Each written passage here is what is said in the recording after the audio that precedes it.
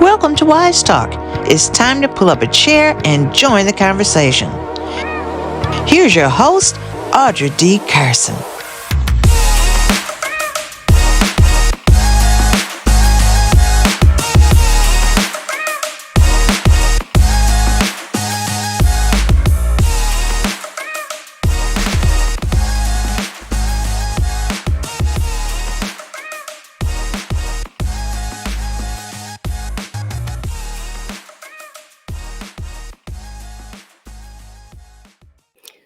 Welcome to Wise Talk, where we discuss everything for, about, and because of women. What sustains us, what aggravates us, and most importantly, our purpose and how we heal the nation and ourselves. A little bit about WISE Partnership. We are a Women's Innovative Social Enterprise Partnership, and we're made up of a group of for-profit and nonprofit organizations led by Black women. This month's podcast allows us to connect to you and keep the community informed. Again, I'm Audra Carson, and my guest today is Miss Brittni Kellom. I am going to share with you Miss Kellom's extensive bio. Brittni Kellom is the executive director of Just Speak and gifted in transforming people and spaces for the better. Along with being a trauma recovery and resilience specialist, she is a yogi, a doula, and has been consulting and training groups since 2008. Passionate and innovative, her expertise lies in her personal story of childhood trauma that drives her work in personal coaching and building trauma-informed environments, especially in youth-centered spaces. Brittni is effortlessly able to connect trauma-informed practices with many different fields using practical application because she's mastered sharing the knowledge that being trauma-informed is really about learning how to empathetically hold space for others and yourself. Mm-hmm. Welcome, Brittni. Welcome. We are here because April is National Child Abuse Prevention Month. Mm-hmm. And I am excited to have you here as an expert. And I'm just going to read a little bit from an excerpt here. April is National Child Abuse Prevention Month and is customary from the White House. President Biden signed a proclamation that reads in part, during National Child Abuse Prevention Month, we want every young person in the United States who has faced the fear and pain of abuse or neglect to know they are not alone. We see you and we will always fight to protect you, your safety and your well-being.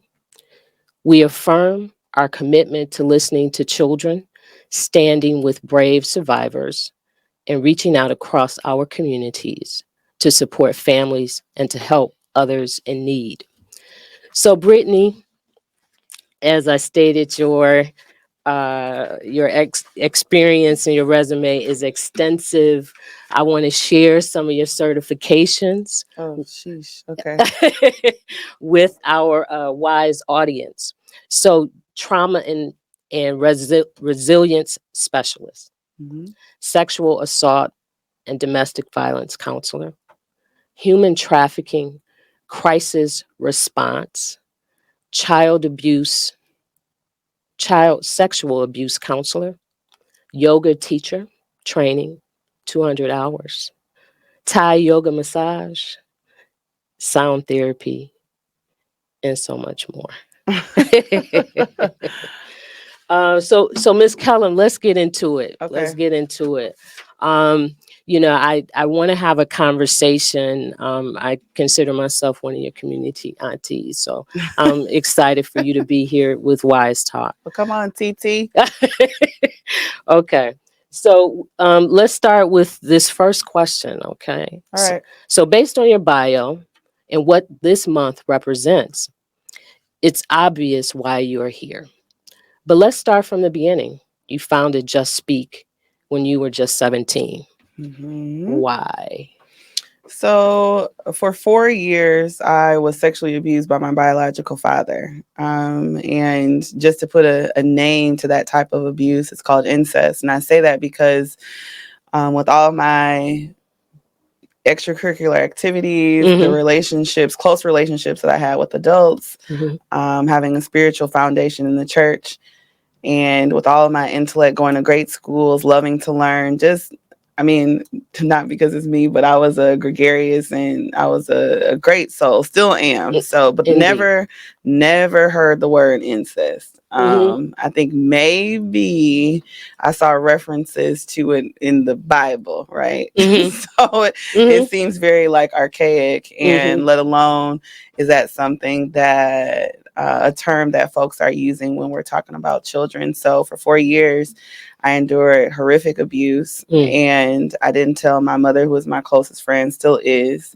And I told friends. I was Mm-hmm. around, like I said, I went to a private school. I went to Cranbrook. I was Mm-hmm. involved in the church. I was in Mosaic, and I kept that a secret. And so at 16, when the abuse was over and when my mother was handling it in terms of taking me to the police, getting me into some therapeutic services, Mm-hmm. I started to think about, and I always had an entrepreneurial spirit. I was a kid that had a candy store.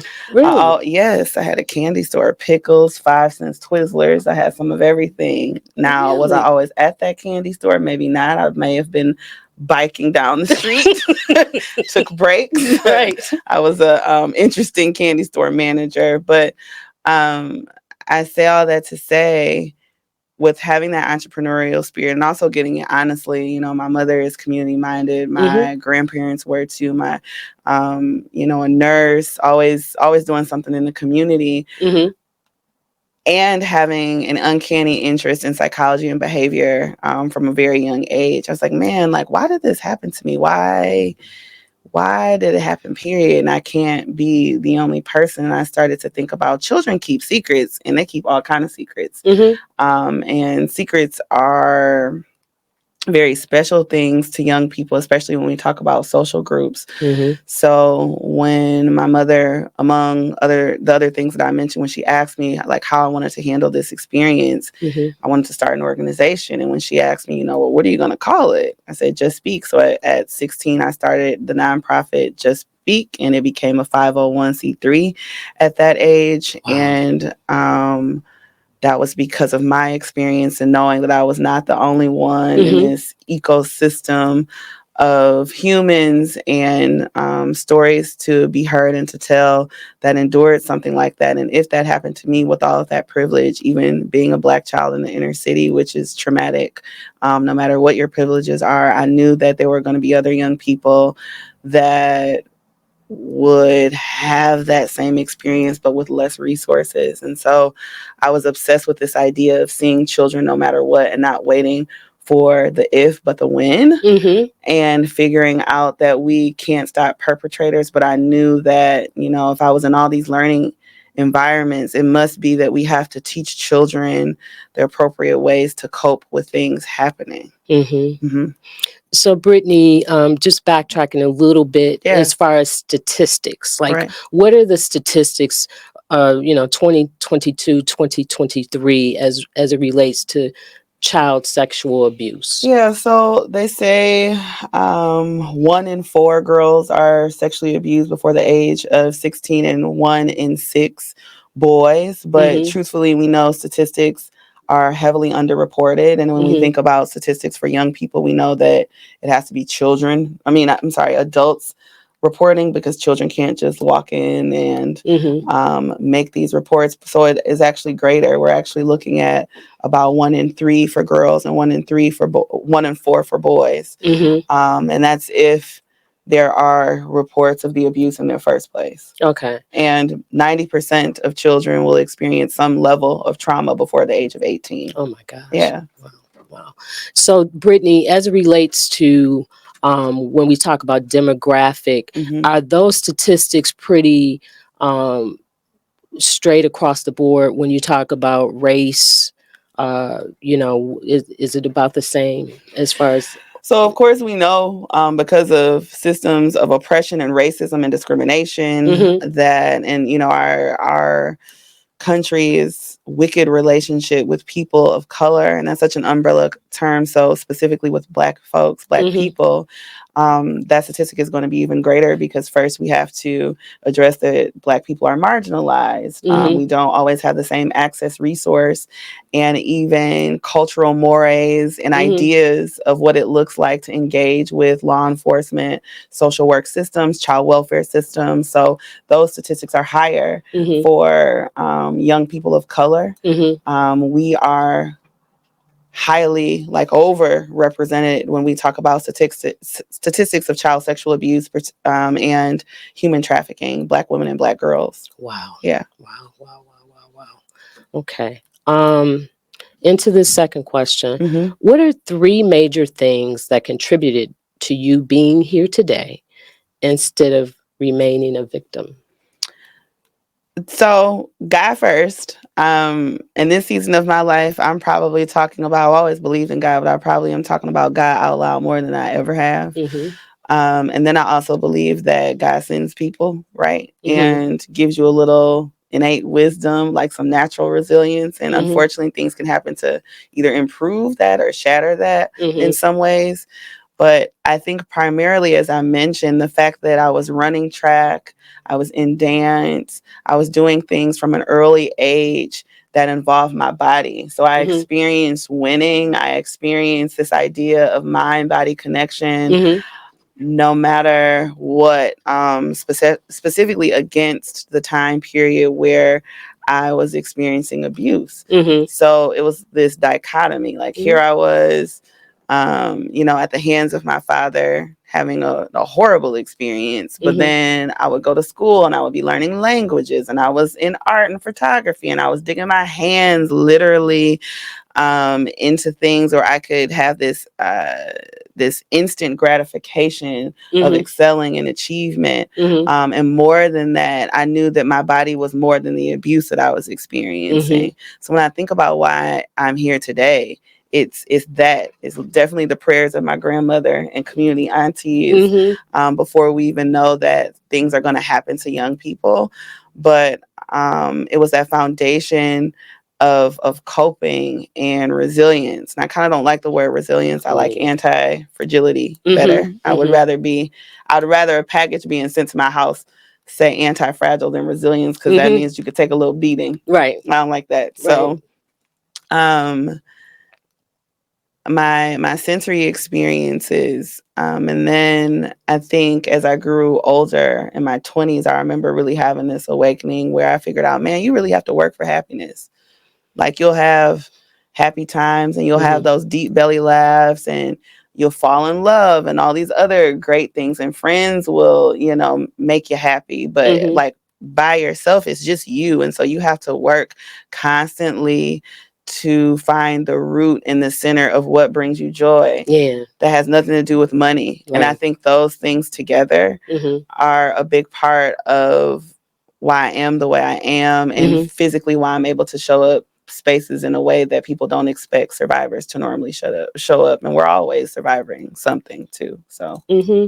So, Brittni, when you talk about joy, mhm, what are there some things that you do to insulate yourself because you are in spaces with young people that have experienced harm as well, mhm, and to not, of course you engage and you mhm, give them, and I've watched you mhm, do what you do and in your gift and in your purpose, but what is that insulates you so that you can experience joy mhm. and not just be overcome with sorrow? Yeah, so I do things all day to satisfy my miserable spot. And when I say miserable spot, I don't mean like literally a part of me that is sad, although that does happen, but Mhm. that inner child, the one that was like, gimme, gimme, gimme, because that's how kids are. So Mhm.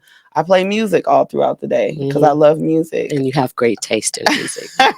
Thank you. Mhm. Um, I play music at my work space because I also have a 9 to 5. I work for the Mhm. Michigan Coalition to End Domestic and Sexual Violence, and that's it's counseling plus legal advocacy. Mhm. So I take time to get a manicure and a pedicure, and I go by myself.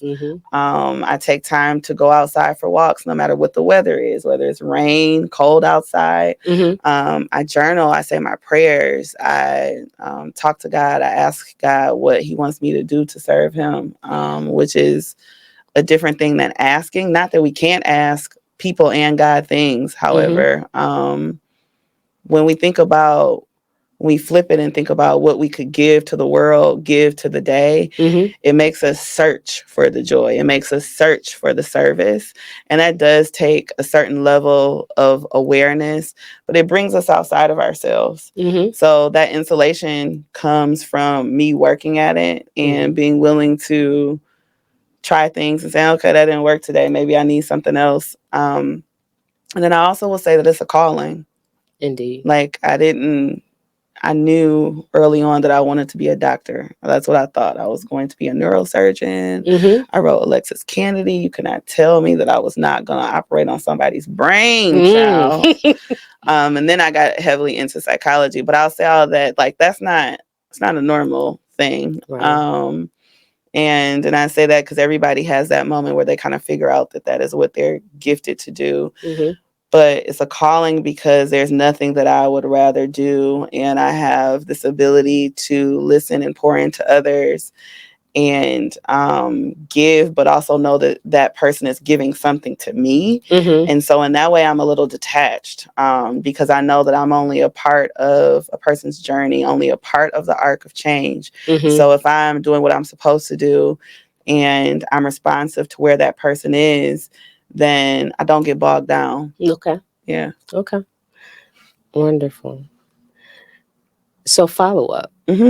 How has your thoughts and knowledge about childhood trauma evolved? How has that changed?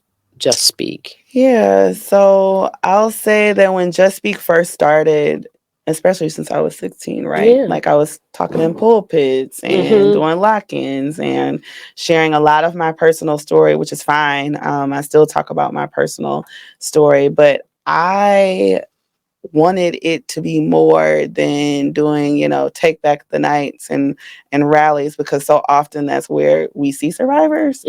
And I am one of many survivors I know that want to be appreciated for thought leadership and excellence and showing up in a way that is not just being a part of crisis, but being a part of change. So the evolution of Just Speak took place and was shaped along with the evolution of me as I began to understand and really hone into the movement piece, what happens when trauma is trapped in the body and how to release it.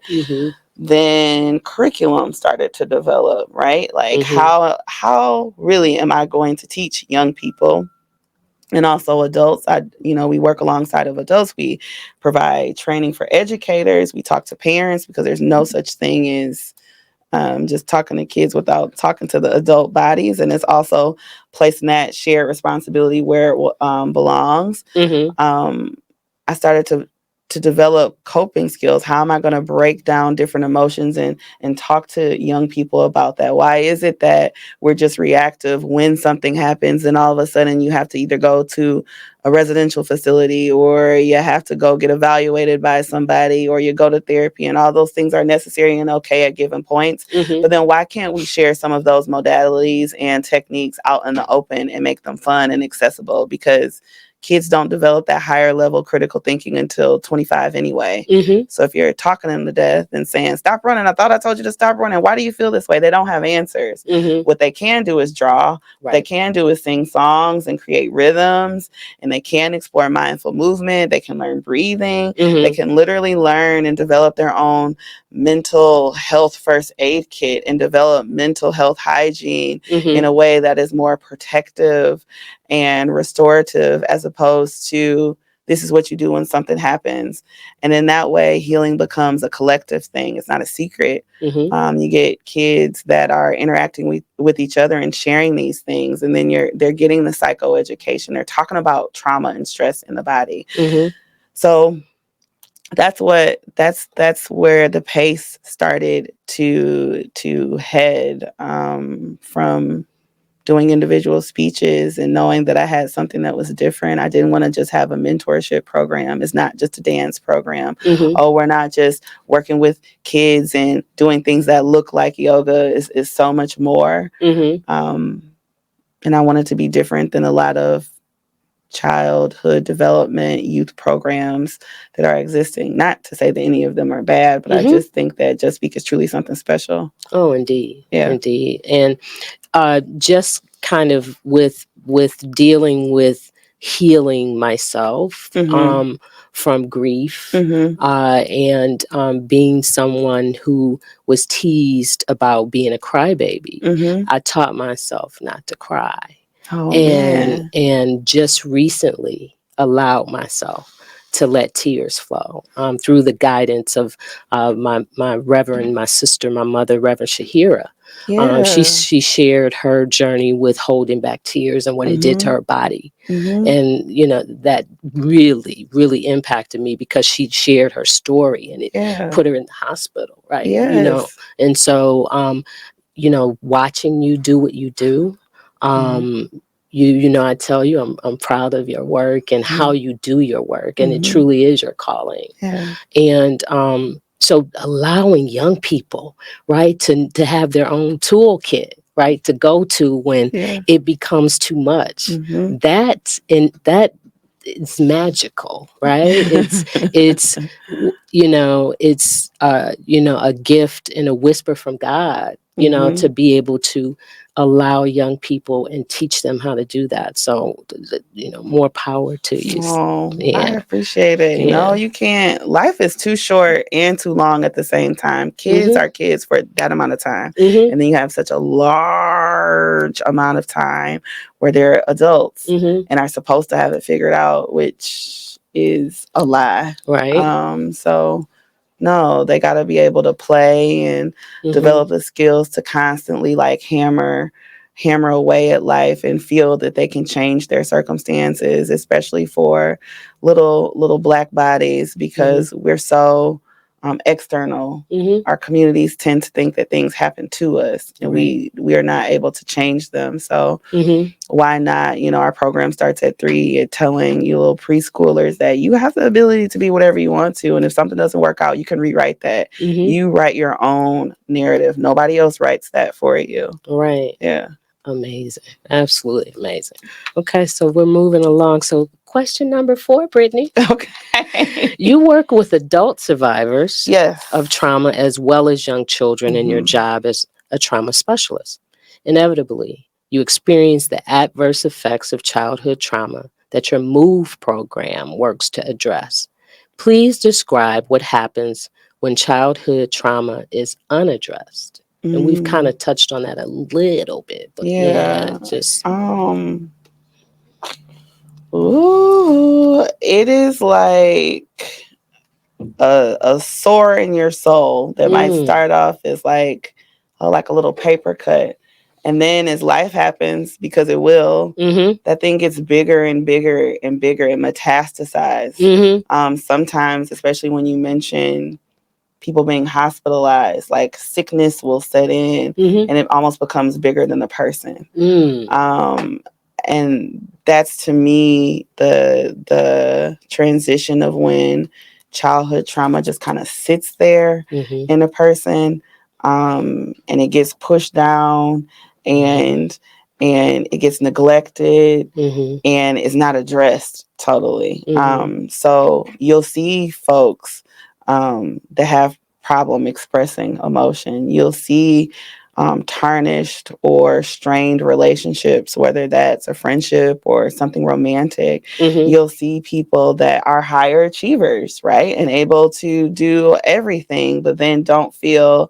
satisfied or feel joy at the end of the day because they don't feel connected. And if you ask them, they don't really know why. I don't really know why I don't feel this sense of higher being or higher connection to the world. And then there are people that present that are almost ambivalent and aren't aware, they're numb Mm-hmm. to the fact that there's something that needs to be massaged and loved on. So it can be crippling. Mm-hmm. And I think we do such a disservice to ourselves. And I know for cultural reasons, money, Mm-hmm. the way things are in society now, people don't look at mental health as a viable resource. I don't need to Mm. talk to anybody. What is Right. that going to do? And I always tell people, you deserve to talk to somebody else about your problems or challenges.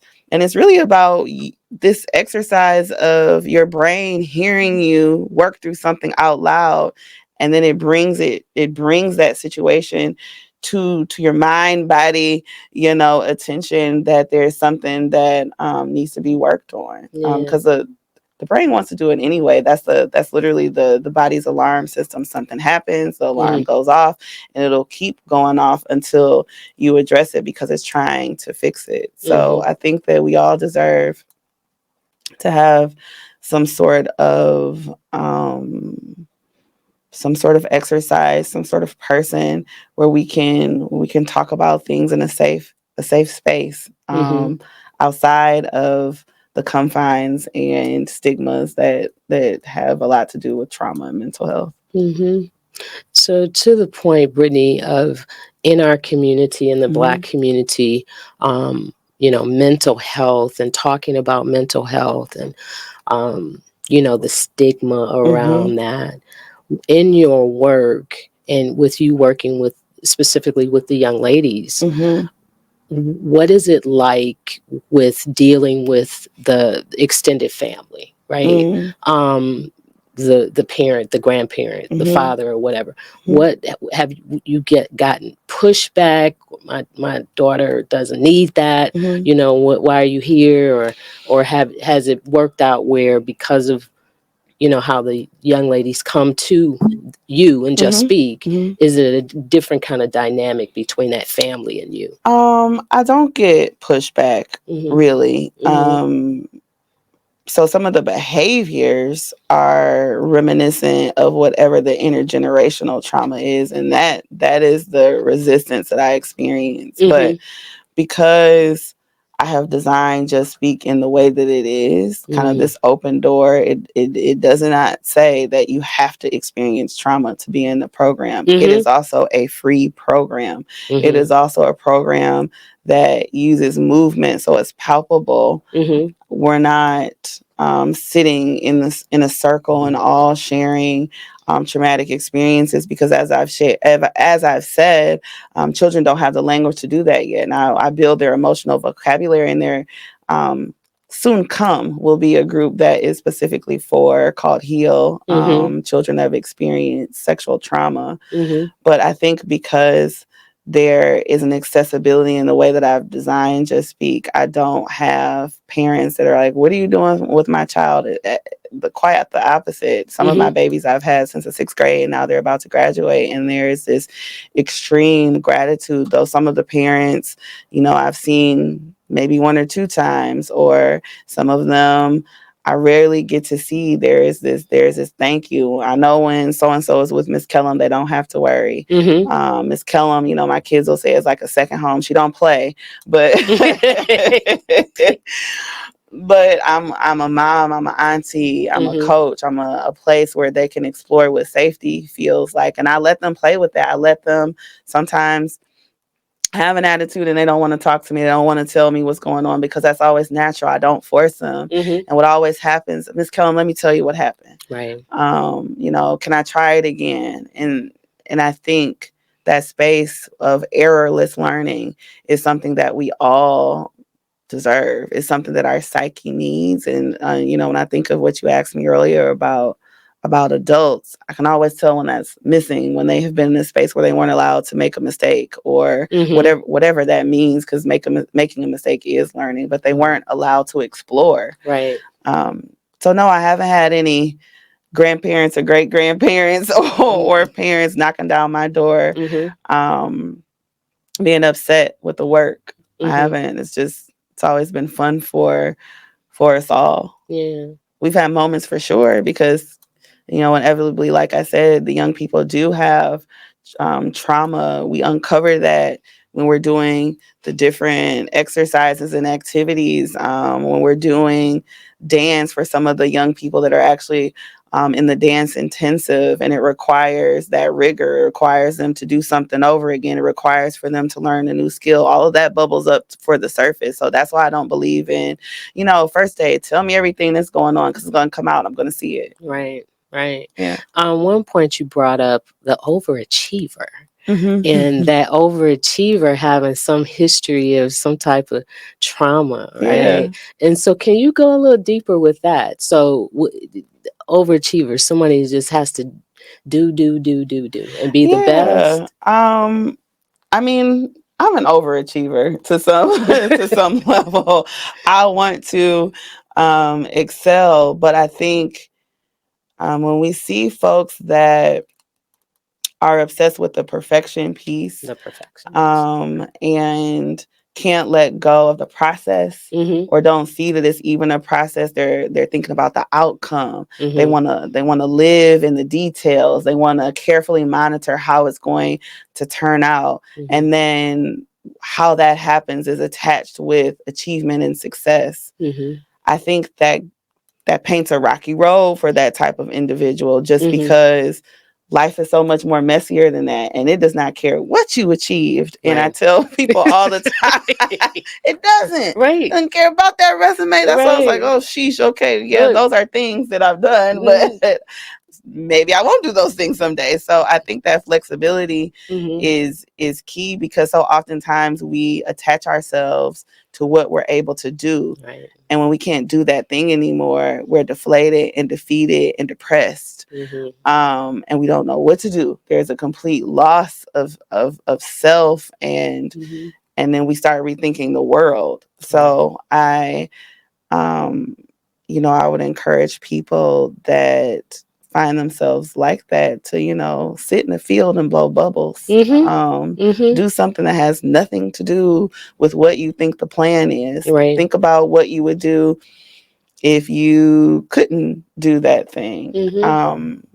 But yeah, it makes me think of environments that they were once in that were punitive, that were restrictive, that broke their spirit, Mm-hmm. and how even still with those characteristics, because it's not the person. I never just label a person. Mm-hmm. With those behaviors, there's somebody deep down that's still dreaming, Yes. that still wanders off and thinks about, what happens if I color outside the lines. And that's the person that needs to be encouraged and championed. Yeah. And I liken it to, the person putting themselves on just a merry-go-round, right? So you go in circles, right? Mm-hmm. You go, achieve, and then there may be some failure or mistake, or, and they punish themselves. Yes. Yeah. And I must push harder. Yes. I need 5 more degrees. Absolutely. Right. I don't know what I'm going to do with them, but I need them. I need to see the papers on the wall. Right. Yes. Exactly. Yeah. Right. I just had a conversation with a senior in high school about that. And I said, if you calculate all these risks, then what? Like, what are you going to do if none of that stuff happens? Or if you're calculating all the risk up front, what does a first step look like?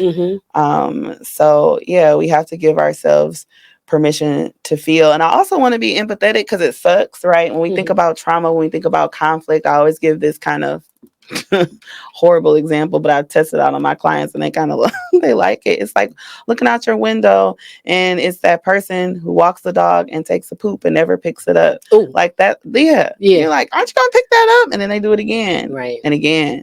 And then winter comes. Yeah. So you already know the state of that poop in the yard. Yeah.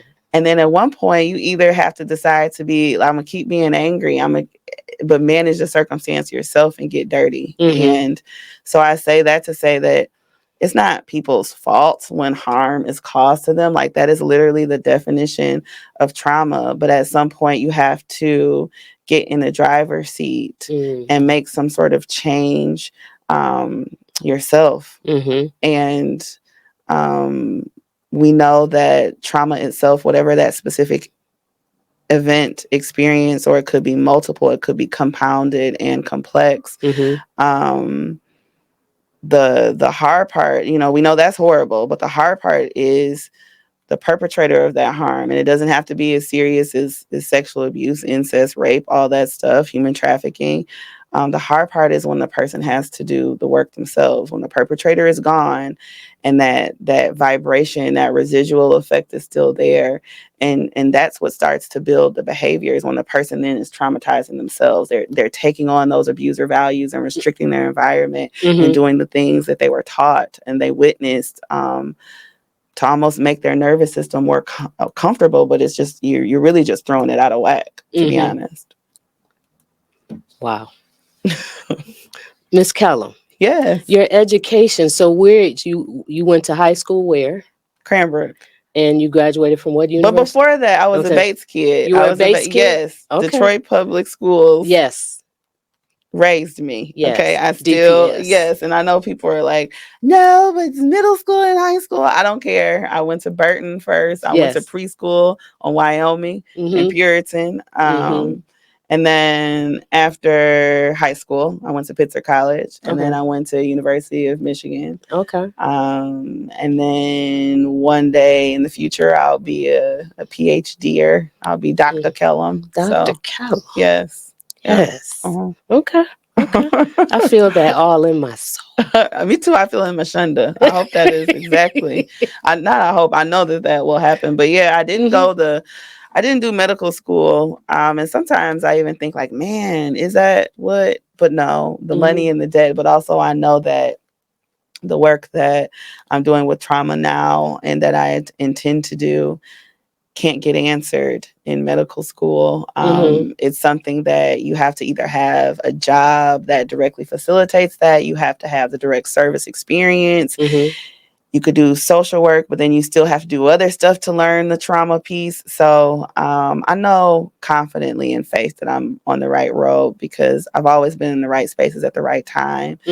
And at first it looked like delay to me because of that. I'm used to just doing stuff with ease. I'm good at it. But then, then you learn a different speed, a different pace. So, yeah. Okay. Personally, I know that you're committed to the youth that you work with and move. Please share some of the things you've done with them and why you invest yourself in their lives the way you do. With the MOVE program, besides piling them all in my car because Just Speak does not have a van yet. So please, if you're listening to me, if you are listening, I want a Just Speak van. What color is the van? It's black. It's black or gunmetal color. With your logo on the side. It is, yes. Yeah. Because kids deserve to travel in style. They do. So it's almost like a Sprinter or something like that. Not a school bus, even though we could convert one, but it's a van that provides comfort. Right. Yes. And it's on the move. That was so corny, but so the van, how many passenger? 16 passenger? Yes, I could deal well with that because kids need transportation. They need to be able to get to and fro. Yes. They need transportation. And it goes with it being free. And I don't want parents they have to say no to so many things because, either they're at work or there's literally not a way to get their baby somewhere. So I don't want that to be a barrier at all. So yeah, I pile them in my own car. Wow, that's some piling. Or we invest yes. in, renting something for the day to get them there. Or, now they're getting older, so some of them may be able to drive. God bless the roads and the people driving next to my kids. But so they're able to get to our sessions. But, I have 45 to 60-minute sessions with the kids. And It is a mix of sound healing. It's a mix of dance. It's a mix of drama. It's a mix of psychoeducation, meaning I'm talking to them about fight, flight, or freeze, where they feel things in the body. Why do you think you feel things in the body like that? I teach them things like antecedent behavior, consequence. The antecedent is something that happens before the behavior. And then what's your thought process and what's the consequence of that? So they have those sessions. We go on outings. Some of them go to their first professional performance. And so they get to experience being in a theater, seeing professional actors, dancers, whatever that may be.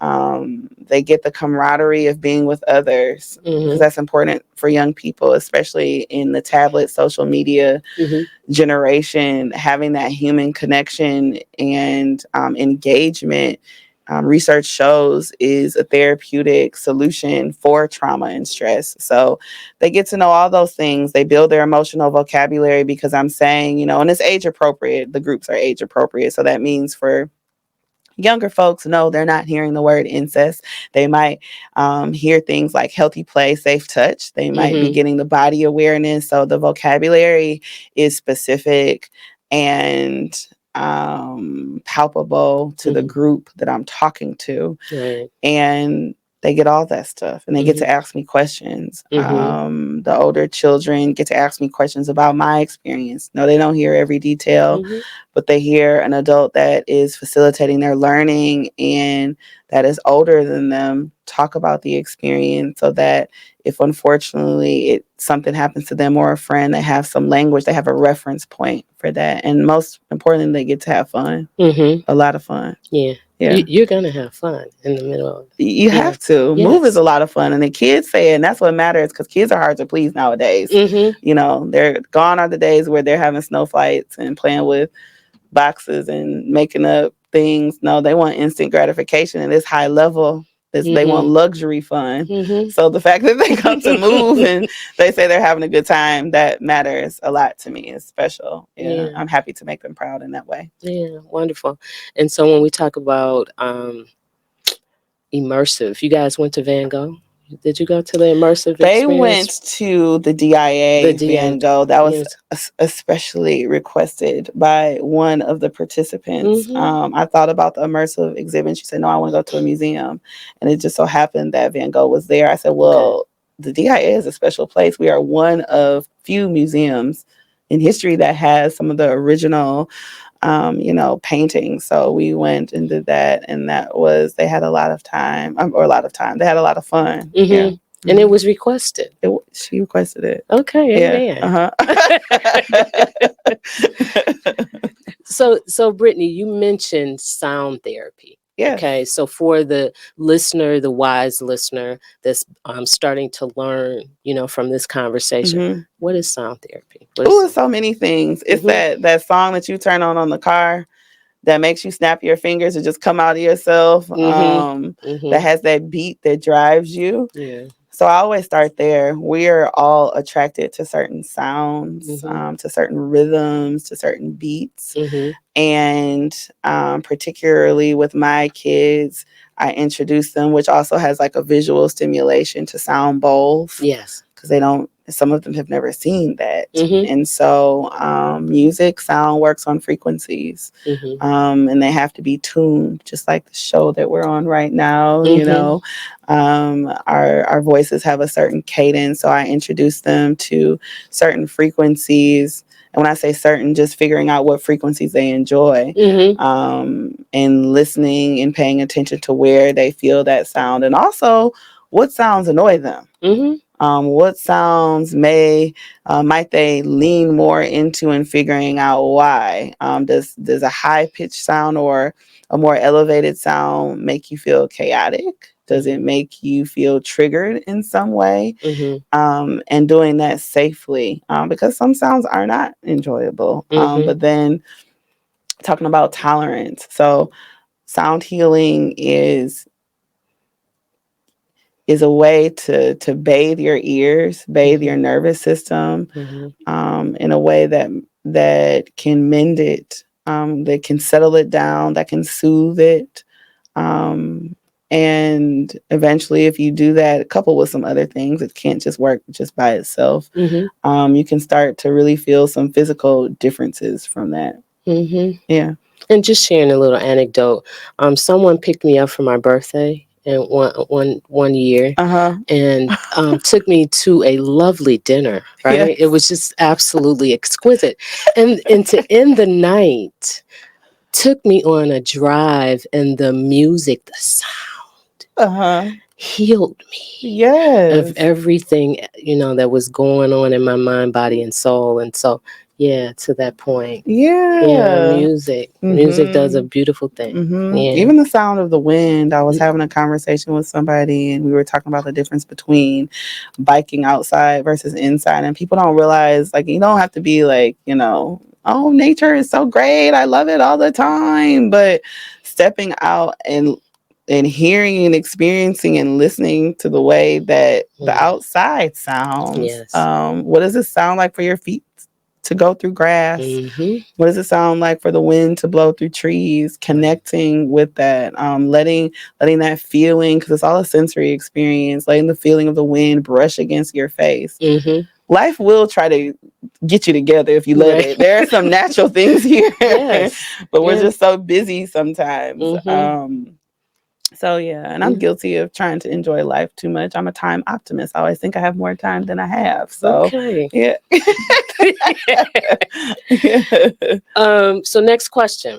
We know that trauma can mean anything from abuse to divorce, or even an accident. Sometimes a child's home environment is not a place where healing can occur. How does MOVE support youth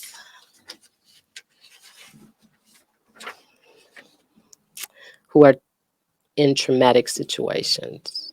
How would you recommend schools work to support children experiencing trauma? Okay. I feel like in my brain, it's like, this is a multi-part question. And so MOVE knows that children, and the facilitators of MOVE know that children are going to come from imperfect environments. And so while of course we don't want children or adults in the home or parents, whoever, to be abusive towards kids, we still know that there are going to be times where kids are unhappy in their households. So that break, that piece of time twice a week where they're able to step away from the den of whatever, somebody expecting something from them, somebody calling their name, having basically 2 hours a week so that they can reclaim their space and self-regulate and practice coping skills is transformative. Because most of the time, adults say things a couple of times to young people and they expect them to execute, but your emotional development requires practice. So MOVE gives young people a space to practice the things that we expect them to do in a way where it's not punitive. And then it encourages them to build that habit at home. So, it is a mental health gym, an emotional dojo for young people to really bask in. And then, fortunately or unfortunately, because all homes, like I said, aren't perfect and there's a spectrum there, they're able to have some of that on the go, right by their bedside, this idea that they have some skills to handle that situation. And schools are where young people spend most of their time. So I think we do a disservice to children by expecting them to sit in seats for 8 hours a day with only a little bit of resource, barely extracurricular activities, because children might get that, but that's when they have a different level of access and are blessed to have that. But I think that schools are just now figuring out that there needs to be a more holistic healing center approach when it comes to kids, because it's bumping up against the teaching and learning that they want to happen. And so schools have to be community based. They have to address not just the child, but the adults that are coming with said child or student. And I think having a program like MOVE, having that curriculum, having that mindset that it's not if it's when something happens in a child's life, you have to be responsive in a way that is empathetic and person specific and culturally relevant, right, and responsive. Mm-hmm. I think that's the best way for schools to really become a place of a higher institution in learning, because that's what they should be learning. Emotions are just as important as science and reading and math and all that, because they won't be able to do those things if they're not adjusted emotionally. Ashe. Ashe. So Brittni, how can someone become a participant and move? Yes, Huh? we still have a week. We extended our orientation, our registration period, Mm-hmm. so they can send us an email, Mm-hmm. justspeak@justspeak.org. Mm-hmm. They can go on Instagram and look up Just Speak Inc., and there's a flyer for the Move program that has a QR code, fancy schmancy, and they can take Mm-hmm. a picture and register that way. Mm-hmm. But like I said, you can send an email. You can call our number 313-355-5035, and you can register your babies. At this time, we are taking 11 to 18-year Okay. old children. Mm-hmm. Um, and of course, like I said before, they'll be split into groups. Mm-hmm. So, the 11-year-olds won't be with the 17-year-old thoughts and words and behaviors because they're different. Right. But yeah, we're taking open registration, and they have about a week Okay. left. And Yeah. Brittni, can we have that phone number again? 313-355-5035. Okay. Yes. Thank you. But emailing and that QR code will be the fastest way, because it opens up the application right away, Okay. and they can register that way. Okay. Wonderful. Mhm. Wonderful. And so, Brittni Kellom, Yes. who do you see as what do you see as your purpose and your legacy? Hmm.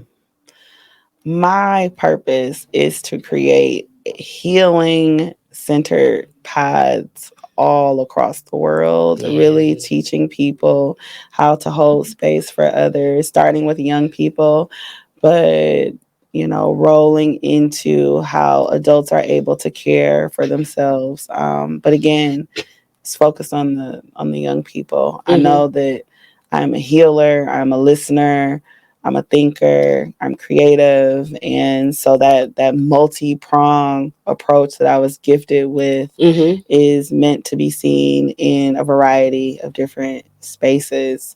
Um, and I pray that I leave the type of legacy where people understand the importance of loving on each other and asking a real "how are you" question, and not saying that you have to have the right answer, but knowing that the intention is there to want the best for somebody. Mm-hmm. So I hope I create the legacy where people feel the importance of being emotionally free. Mm-hmm. Mm-hmm.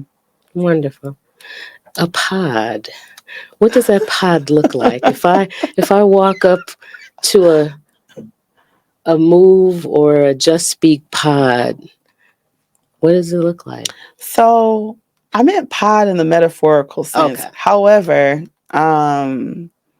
it would be sensory driven. Mm-hmm. I'm a stickler about the Mm-hmm. five senses. So Mm-hmm. healing is something that you can even taste it, you can Yeah. see it. Mm-hmm. It has a presence. You can feel it. You can hear it. Mm-hmm. So it's going to be sound filled. It's going to have colors. It's going to be tactile. Mm-hmm. It's people that are communicative in their own way. Mm-hmm. Not saying that everybody has to be outgoing, because Lord help me, I know that my emotional battery goes down and I don't feel like talking all the time. So Mm-hmm. it's a space where sharing exists. It's a space that feels like honesty and transparency, and it's Mm-hmm. not utopian. Yeah. Um, it's a space that knows that things are going to happen, and the best efforts are going to be put forth to address that. Mm-hmm. So I think it's about setting that up in different communities. Mm-hmm. And What are some of the colors? oh yeah, pinks, deep pinks, purples, Mm-hmm. oranges, blues, yellows, even greens, Mm-hmm. warm colors, bright colors in that way. Yeah. What does it smell like? Oh, what does it smell like? Soft scents, maybe a little cedar, maybe a little vanilla, Mm-hmm. sometimes eucalyptus and mint. It depends. It Mm-hmm. depends. But I think I think it's important for spaces to have some sort of presence when we're talking about bringing in resilience and lowering stress Mm-hmm. and reversing the effects of traumatic events. Yeah. Okay. And so, Brittni, we're close to wrapping it up, and so my Okay. last question for you, Brittni, as a member of W.I.S.E Partnership, Yes. and Just Speak is also one of our community partners. Mm-hmm. You know, our mission involves uplifting Black and Brown people. Mm-hmm. What keeps you uplifted, and how do you use your beliefs to uplift others? What keeps me uplifted is doing this work. The folks that I work with are inspirational, even when it seems like it's a heavy story. Mm-hmm. I believe that we are all magic makers and we have the ability to make change at any given moment. So I think, not I think, but I know those are the things that I look forward to, like the spontaneity of the day. Mm-hmm. And what was the last thing that you said? So your beliefs to uplift others, and how do you uplift yourself? Oh, Yeah. so what about my beliefs to uplift others? Mm-hmm. I I just think that people kind of have it. I can see where folks are going or where they might want to go, Mm-hmm. and I think no matter the mud that you might have on you or the stench that somebody else told you that you smelled like, there's some promise there. There's some evolution that's worth exploring, and I tell myself the same thing. Mm-hmm. I think that's the best part of doing this. I don't practice or offer anything that I haven't offered myself or Mm-hmm. haven't tried myself. Not that I'm the prototype of any solution, but I've tried a lot of things, both unhealthy and unhealthy. Mm-hmm. And so I give myself the same boost. I give myself the same spirit talk, and I lean on my community, my friends, my loved ones to echo that back and be mirrors to me. So, Okay. yeah. Well, Brittni Kellom, I want to thank you with my entire heart for being here. You could be anywhere else on a Saturday afternoon, and you said yes. It was an honor. Thank you. I appreciate It's you an honor being to be here. here. Yeah, thank you. And, wise audience, we are grounding this. The conversation was around the month of child abuse prevention awareness. And so we grounded that conversation with Miss Brittni Kellom. We are WISE. This is WISE Talk. If you would like to follow us on social media, we are on Facebook, Instagram, and LinkedIn. Please follow us, subscribe to our YouTube. I would be remiss if I leave here without thanking Mr. Kari Frazier, the owner of Detroit is Different Studio. And a special shout out to our engineer, Mr. Joe Black. We thank you. And until next time, this is Audra saying goodbye and peace and love. The WISE Talk podcast is a production of WISE Partnership. Thanks for listening.